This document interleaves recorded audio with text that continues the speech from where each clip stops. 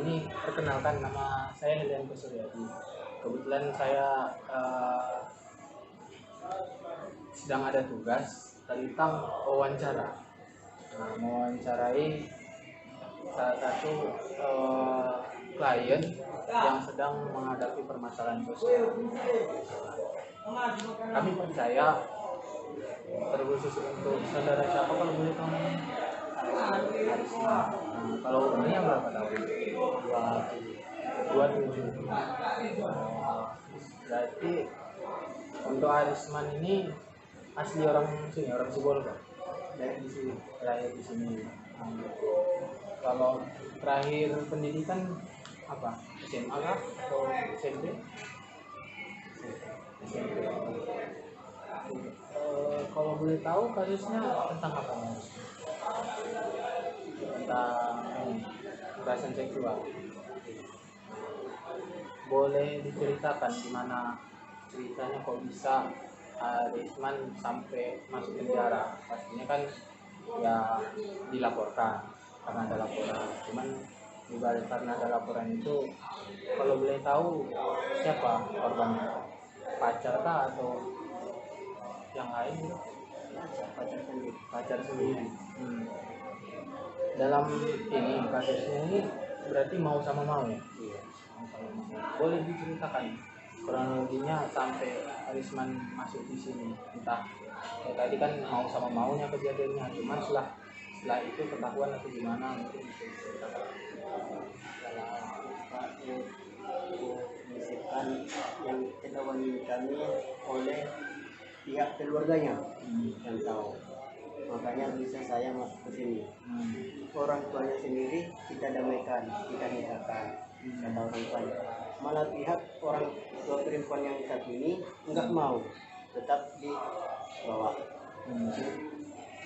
Dan ya udah, kalau memang gitu ya udah, saya tetap sepakati dengan anak saya dan anak ini. Kata orang tuanya, apa boleh buat? Kalau memang itu silakan. Orang tuanya tanggung jawab. Orang tua kedua tanggung jawab. Jadi untuk pas waktu kejadian itu melakukannya di mana? Di hotel atau di mana? Di rumah. Dan ketahuan. Yang lihat siapa? Keluarga pihak perempuan ini. Oh, keluarganya. Jadi pas waktu udah ketahuan dan terakhirnya antara keluarga si cewek dengan orang tua si cewek pun sebenarnya beda pendapat ya. Tadi kan Arisman bilang orang tuanya tetap bilang walaupun tetap dihukum lewat pidana, tetap dinikahkan sama Arisman anaknya. Iya. Berarti sekarang kondisinya udah nikah. Kalau sekarang sih masih belum. Iya. Tapi setelah nanti keluar dari lapas bakal menikah sama dia. Berarti masih sering berhubungan sama ceweknya. Masih berhubungan komunikasi. Jadi kalau menurut Arisman sendiri, karena kan dia memang sudah terlanjur kejadian. Arisman sekarang memang udah tahu kalau ini masalah. Udah tahu. Dan ya karena kan tujuan kita pertama itu adalah kita sadar akan apa yang kita perbuat, ya kan? Makanya kita berani bertanggung jawab. Kalau dari Arisman sendiri mungkin salah satu bentuk tanggung jawabnya tadi mau menikahi, gitu ya kan? Walaupun juga di pidana juga bertanggung jawab atas apa yang sudah diperbuat, ya kan? Kalau Arisman sendiri ada nggak yang kira-kira mau disampaikan tentang kasus ini? Kira-kira yang mungkin kami bisa bantu menyampaikan ke keluarga, mungkin ke keluarga cewek, karena kalau dari keluarga Arisman sendiri kira-kira juga ikut mau bantu Arisman kan untuk bertanggung jawab sama apa yang Arisman perbuat. Mungkin di pihak keluarga Arisman udah paham lah dengan kondisi yang sekarang, ya kan? Mungkin untuk pihak cewek ada yang sampai Kalau saya orang itu kan kalau memang mau orang itu itu aja.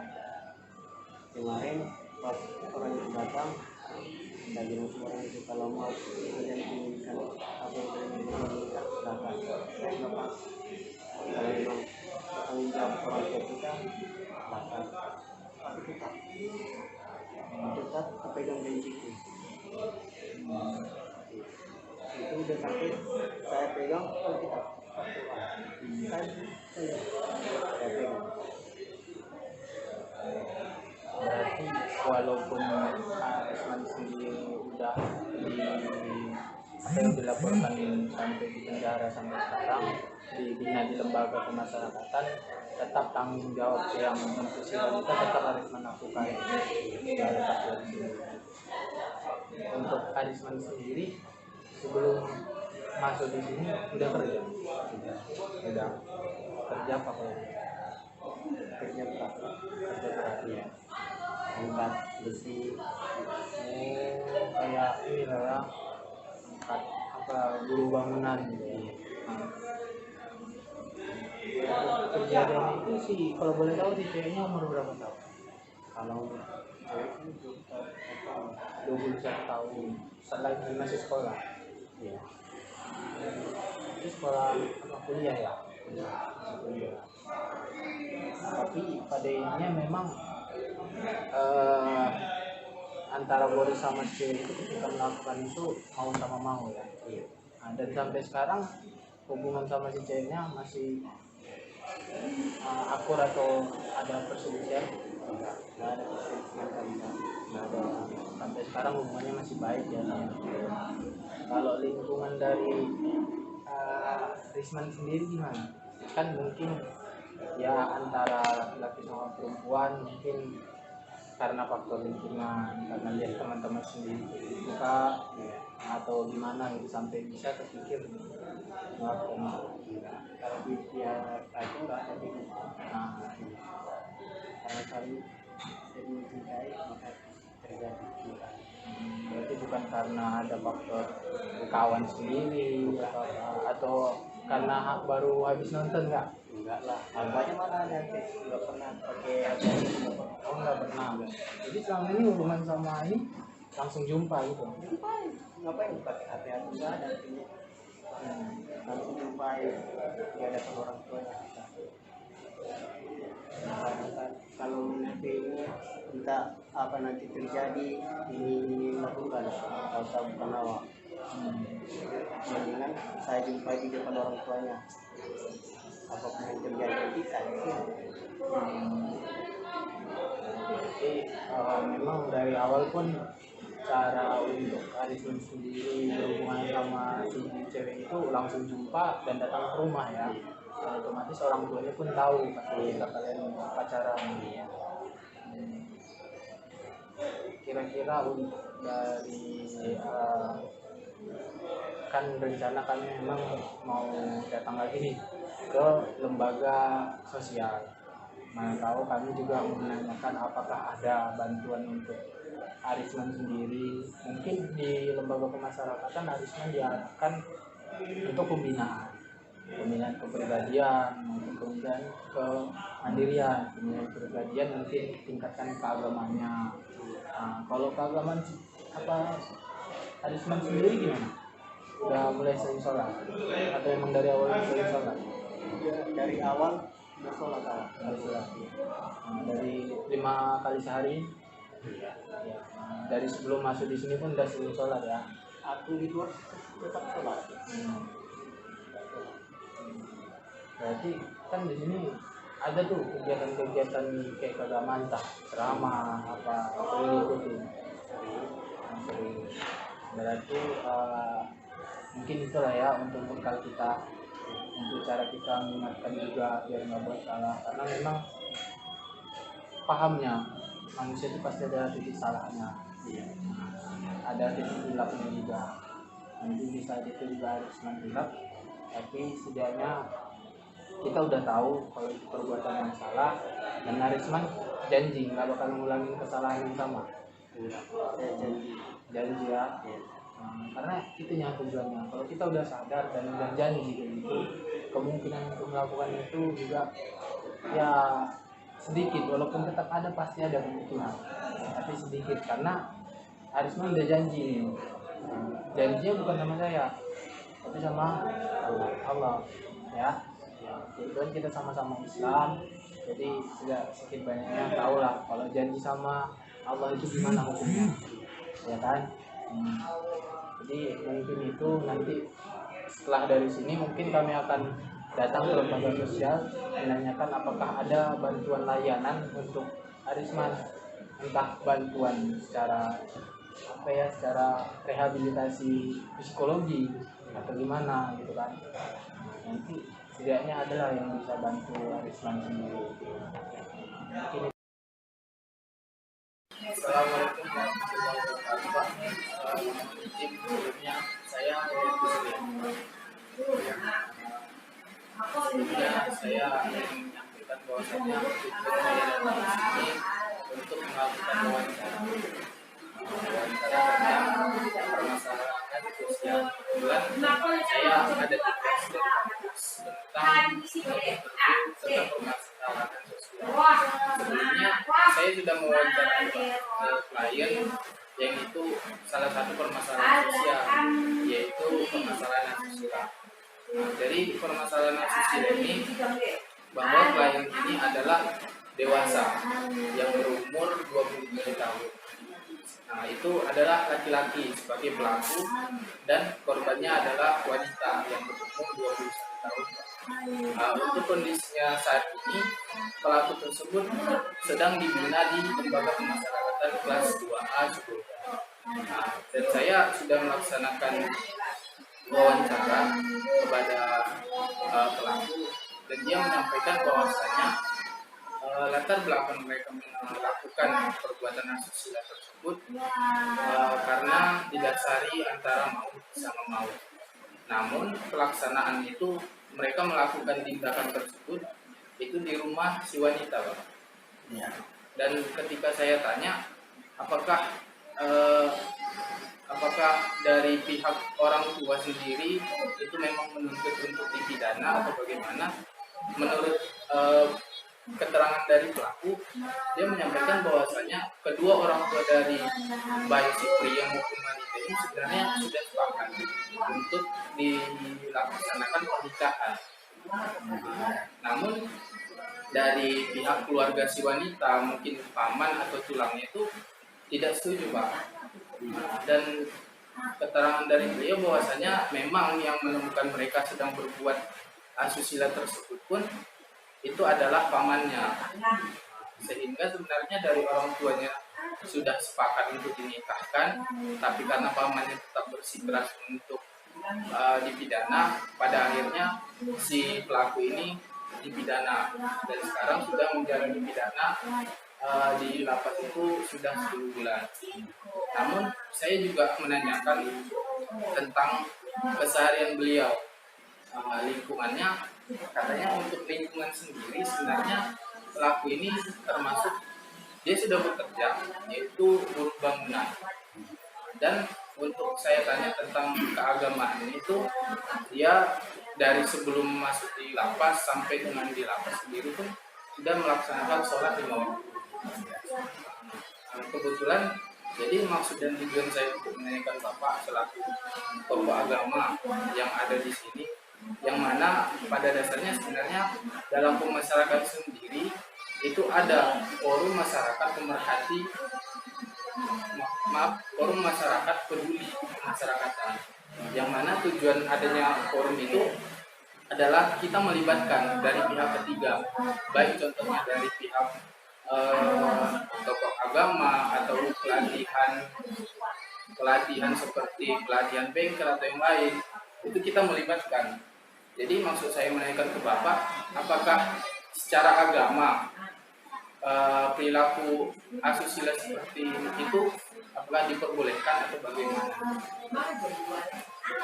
Baik, sebenarnya secara ini agama Islam itu menggolongkan perbuatan zina. Nah, perbuatan zina ini dalam agama Islam secara syar'i sebenarnya mereka ini ganjar hukuman namanya dirajam menurut agama Islam. Tapi karena negara kita bukan negara agama, bukan negara Islam, negara kita berdasarkan Pancasila dan peraturan perundang-undangannya pun bukan berdasarkan kitab suci, maka yang bersangkutan yang menanggung sesuai dengan peraturan perundang-undangan yang berlaku. Kalau dia sekarang ditahan di lembaga pemasyarakatan karena melanggar hukum sehingga dia dipenjarakan ditahan di sana, tapi sebaiknya memang tadi pasangan ini atau laki-laki dan perempuan tadi sebaiknya mereka itu dinikahkan